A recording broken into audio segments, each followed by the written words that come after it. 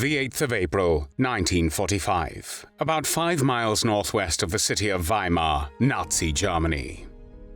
Buchenwald camp prisoners, using a secret shortwave transmitter and small generator, send the Morse code message to the Allies, to the army of General Patton. This is the Buchenwald concentration camp. SOS, we request help. They want to evacuate us, the SS want to destroy us.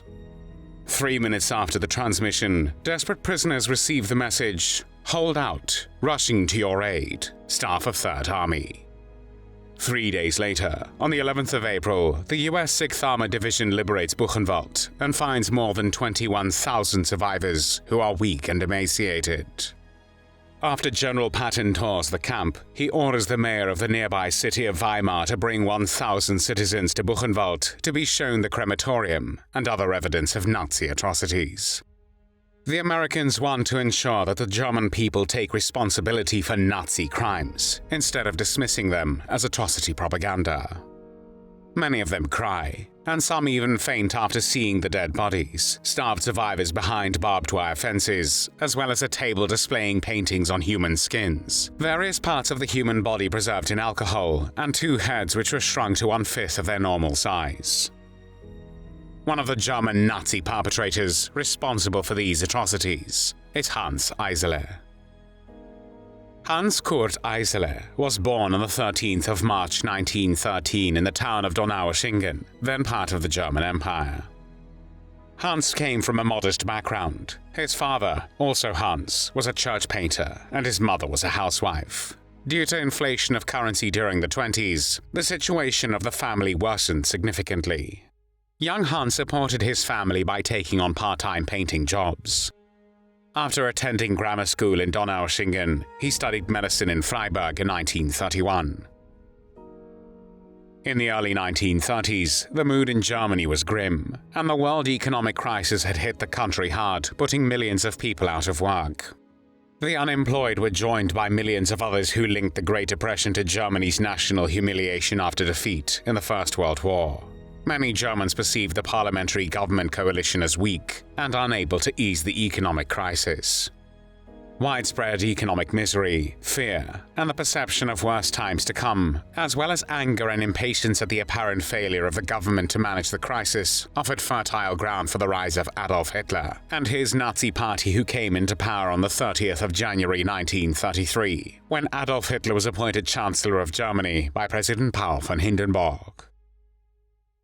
Between 1933 and 1945, roughly half of all German doctors became members of the Nazi Party and its organizations. While some German physicians welcomed the Nazi regime because it supported their beliefs about racial hygiene, others joined to take advantage of opportunities to advance their careers. Many doctors either actively or passively benefited from the regime's dismissal of their Jewish colleagues and the Aryanization of their profession. Hans Eisele joined the Nazi Party and the SS in 1933. He got married with Hedwig and had 3 children. The Second World War began on the 1st of September 1939, when Nazi Germany invaded Poland. In January 1940, Eisele joined the Waffen-SS, the military branch of the SS, where he was first transferred to Sachsenhausen concentration camp as a doctor. He became known there for his extremely positive treatment of prisoners, earning the nickname the Angel for helping exhausted prisoners and not mistreating anyone. Eisele then spent a brief period of time in Mauthausen concentration camp, and from February to August 1941, he worked in Buchenwald concentration camp. There, his behavior changed for the worse, and Eisele became known as the Butcher of Buchenwald. During World War II, the Buchenwald main camp administered at least 88 subcamps. In these subcamps, the Nazi regime used prisoners in the Buchenwald camp system as forced laborers. Periodically, the SS physicians conducted selections throughout the Buchenwald camp system and dispatched those too weak or disabled to work to so-called euthanasia facilities. SS physicians or orderlies used Phenol or evipan injections to kill other prisoners unable to work. In Buchenwald, Hans Eisele served first as a troop doctor, then he became a doctor of inmates. He was the only doctor at the inmate hospital who performed operations there. He went through various details in the camp and picked out inmates who were to report to the hospital. At Buchenwald, Hans Eisele also performed experimental surgeries, sometimes without anesthesia, frequently with fatal outcomes. Eisele enjoyed using the operating knife, and he made very large cuts in comparison with other surgeons. He picked up all camp inmates who were suffering from a hernia and ordered them to the hospital, where he told them, "You cannot expect any light work or any convalescent period if you will not permit yourself to be operated upon for a hernia." Then he operated on them, not waiting for their real consent. There was a rumor among the prisoners that after Hans Eisele had completed the surgical operations, he would administer lethal injections to the prisoners. Witnesses who were employed at the hospital later testified that the prisoners who received these injections died shortly afterwards. One such prisoner was a 69-year-old Polish inmate who died 12 to 14 days later. In the hospital, there was the position of body carrier.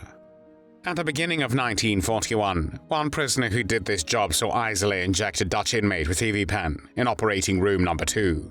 After a few minutes, the inmate was dead.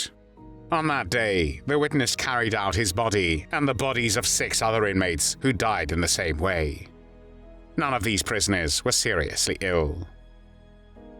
When Eisele was on furlough, only 2 or 3 bodies came into the pathological department each day, instead of the usual 20 to 30 bodies. There were occasions when Eisele issued verbal orders that for various periods of time up to 6 weeks, Jewish inmates could not be treated in the hospital. From Buchenwald, Eisele was sent to the Natzweiler-Struthof concentration camp, and in June 1942, he was employed in the SS hospital in Prague, then the Protectorate of Bohemia and Moravia. He subsequently transferred to the SS division Third Reich on the Eastern Front for military duty. In February 1945, he ended up in Dachau concentration camp, where he served under the first camp physician, Fritz Hintermayer. Out of over 200,000 people who were imprisoned in Dachau and in the numerous subsidiary camps during its 12-year existence, between 1933 and 1945, nearly 42,000 people were murdered. It was in Dachau where Hans Eisele was arrested by US forces in April 1945, shortly after the camp's liberation. From the 15th of November to the 13th of December 1945, he was tried in the Dachau main trial for his participation in 3 executions, for which he had issued the death certificates. After commutation of the sentence to a life sentence on the 11th of April 1947, he was tried again in the Buchenwald main trial and received, together with 20 co-defendants, the death penalty. However, the basic conviction against Eisele proved dubious and uncertain, so that 4 of the 8 military judges submitted an application that the judgment be converted by the reviewing body to a 10-year sentence, which was granted. During his detention in the Landsberg prison, he wrote an extensive defense titled "Let the Other Side Be Heard as Well," in which he denied the allegations and represented himself as a convinced Christian, who had always been a physician only for the sake of others. He said that if he had not performed the operations in Buchenwald, those inmates would have rotten. That he could have withdrawn from the position of Buchenwald doctor, but was forced by his conscience and professional ethics as a physician to continue. He further claimed that inmates died because of bad conditions, and he gave many injections, but never to kill anyone. Eisele even said that he did not recall any mass operations of hernias, only one which was successful. He denied allegations that he performed surgical procedures on healthy individuals. In his memorandum, he described the conditions in the Buchenwald concentration camp from his perspective. He showed the corruption and cruelty of the SS, but also revealed the extent of the collaboration between the prisoners, especially communist ones, with the guards and the camp management. On the 26th of February 1952, after another penalty reduction, Eisele was released from prison. After his release, he opened a medical practice in Munich where he lived in peace, until the trial of former Buchenwald guard Martin Sommer, who received a life sentence in 1958. New allegations were made against Eisele, such as that he had murdered at least 200 Jews suffering from tuberculosis and performed gruesome medical experiments. With the help of an SS underground group, Eisele, together with his family, fled to Egypt, where he settled under the pseudonym Karl de Buch in the upmarket Cairo suburb of Mahdi. In July 1958, Eisele was arrested by police in Cairo. However, before Eisele could be extradited, he disappeared from custody the following month. Under the Egyptian president Jamal Abdel Nasser, German and Austrian scientists, many of them former Nazis, have been coming to the country since the mid-1950s to work in military research facilities on the construction of fighter aircraft and medium-range missiles, which Nasser needed to expand Egypt's dominant position in the Middle East, and especially for the fight against Israel. After a German extradition request was rejected, Eisele went into hiding in the circles of former Nazi scientists in Egypt. German Minister of Justice Willy Ankermöller conceded that, in his opinion, the Judiciary Department and not the police was responsible for Eisele's escape, and called the Eisele case the most unfortunate failure and the greatest scandal in the German judiciary since the war. However, in Israel, where thousands of Holocaust survivors arrived after the end of the Second World War, his crimes were not forgotten. On the 25th of September 1963, the Mossad, Israel's intelligence agency, tried to assassinate Eisele with a mail bomb. However, the bomb detonated early, instead killing a postal worker. Eisele died as a free man in his home in Cairo on the 3rd of May 1967, and was buried in the small German cemetery in grave number 99. There were no tears shed for Hans Eisele.